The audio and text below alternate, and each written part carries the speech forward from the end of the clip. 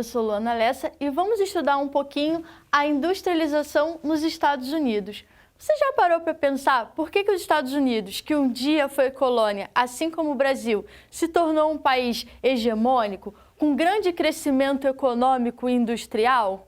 E por que o Brasil é tão diferente? Bom, eu vou explicar isso para vocês. Se a gente olhar aqui no mapa, a gente consegue ver algumas áreas marcadas. Aqui nós temos uma grande região, a gente vai chamar de região porque é uma área que tem uma característica em comum que é diferente dos outros espaços ao seu redor. Então a gente tem essa região aqui e temos uma outra região aqui também marcada. Vamos analisar uma a uma. Essa daqui a gente chama de Manufacturing Belts. Lembra aí das suas aulas de inglês e se você não está familiarizado, pode procurar nos nossos vídeos um pouquinho sobre inglês. Mas aqui eu vou dizer para vocês, Manufacturing Belt significa um cinturão manufatureiro. O que isso significa? Que é uma área onde a atividade manufatureira é muito forte. E por que essa área vai ter uma atividade manufatureira muito forte? Porque ela tem abundância de recursos naturais. Que recursos são esses?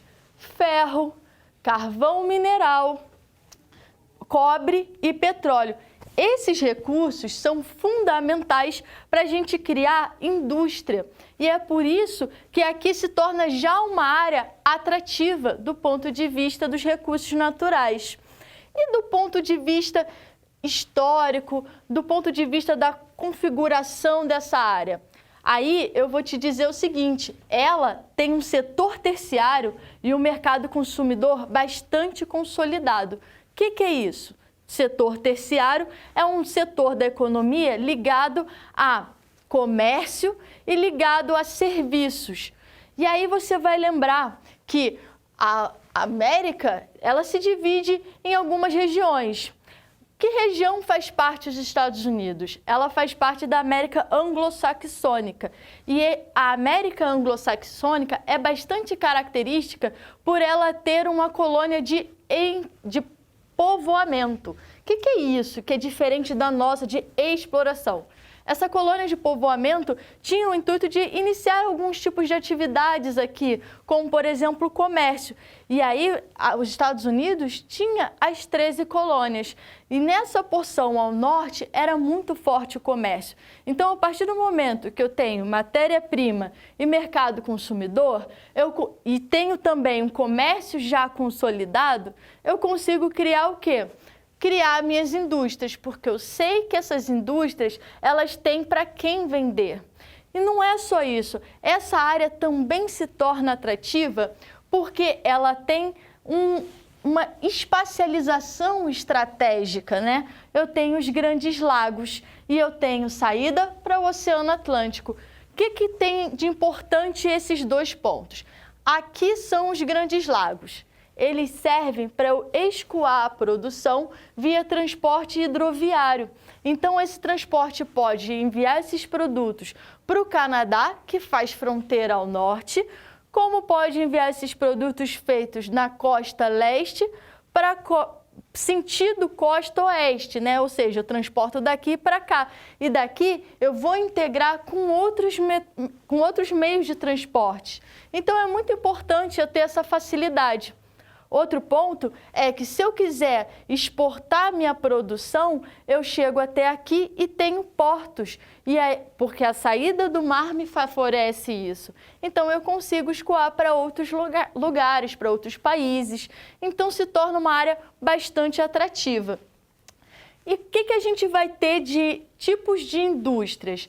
Nós vamos ter siderúrgicas, ferroviárias e automobilísticas. São indústrias muito ligadas com o quê? Com esse tipo de matéria-prima.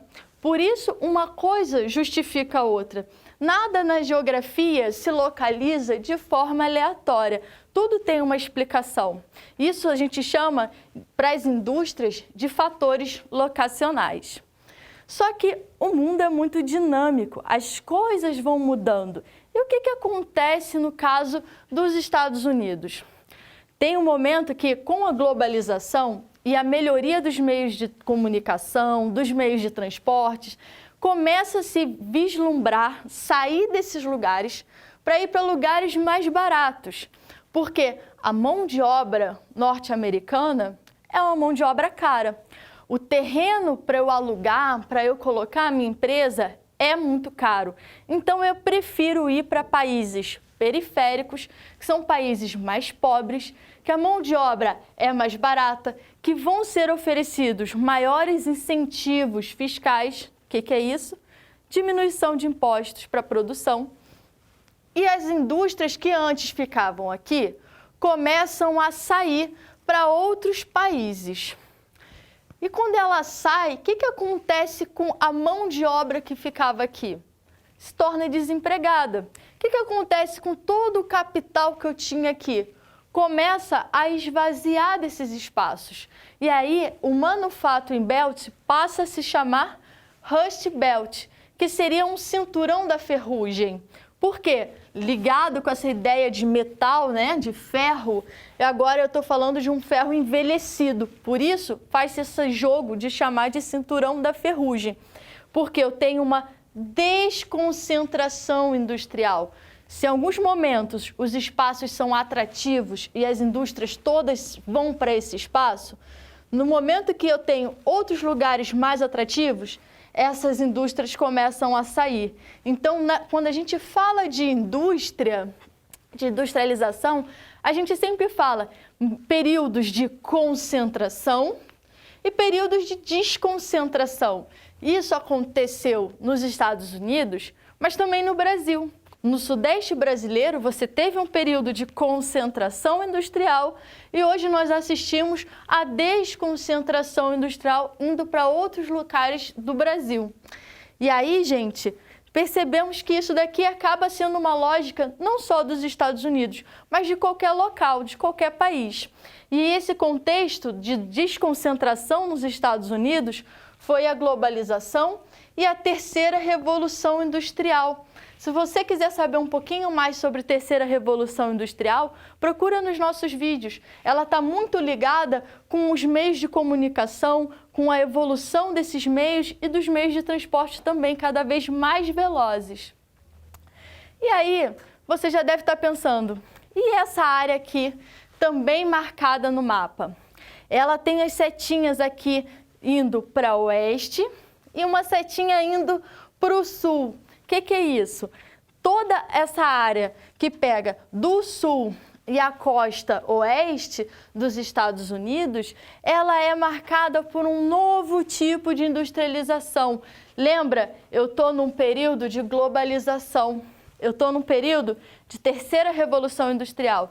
E a terceira revolução industrial, ela é muito marcada pela tecnologia.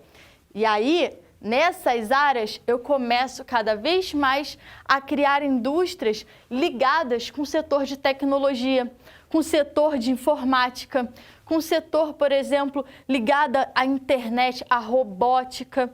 E aí eu tenho, na verdade, criação de tecnopolos. O que é um tecnopolo? É uma área onde eu tenho, novamente, concentração de fatores, né? Então, eu tenho ali universidades, eu tenho empresas, eu tenho uma gama de oportunidades para que pessoas que acabem de se formar e que estão ali cada vez mais pensando em novas formas de inovar o mundo, sejam absorvidos por essas empresas e passem a criar novos produtos cada vez mais atualizados, pensando no mercado consumidor.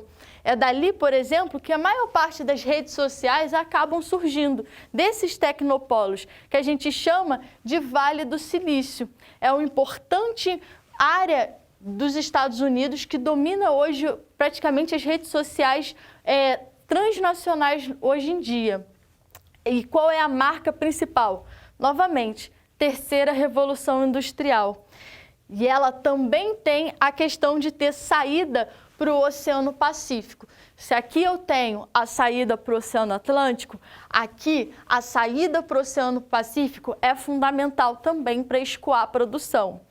E quais são as indústrias que nós vamos ter ali? São indústrias muito mais tecnológicas se a gente for comparar com manufacturing belts. São indústrias da informática, da robótica, química fina, são indústrias ligadas à biotecnologia. Então, ali a gente vai estudar, por exemplo, genética, vai estudar informática, vai estudar robótica. E quando eu falo para vocês de química fina, eu estou falando de produção de remédios cada vez mais tecnológicos, voltados para a melhoria de coisas, de problemas que temos, de doenças, etc., que precisamos cada vez mais melhorar esse quesito. Então, vocês percebem que nós temos aqui uma área muito mais tecnológica. E aí você deve estar pensando, e como é que isso aqui se formou, né? Em comparação com o Brasil, para que eu preciso saber isso?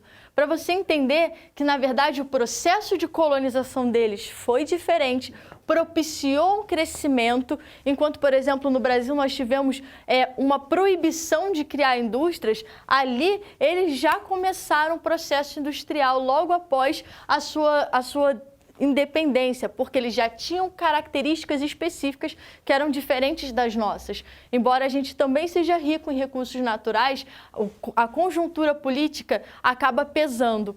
Então, a gente vê o quanto é importante a gente estudar isso pelo viés da geografia para entender a localização e o porquê das localizações e o porquê dessas projeções internacionais dos Estados Unidos e de qualquer outro país industrializado. Bom, fazendo um resumo da nossa aula, nós estudamos um pouquinho a industrialização dos Estados Unidos, te expliquei a importância dos fatores locacionais, te expliquei por que da espacialização da indústria nos Estados Unidos ser essa. Se você quiser fazer um link com o Brasil, nós também temos a questão dos fatores locacionais que explicam a espacialização das nossas indústrias. Não é igual a essa, mas também tem características como concentração e desconcentração industrial. Nós vimos um pouquinho sobre o que são o Manufacturing Belts, que é um cinturão manufatureiro, que se torna Rust Belt, ou seja, um cinturão da ferrugem, e te apresentei o Sun Belt, seria um cinturão do sol, que tem muito a ver com o nosso modo de vida atual.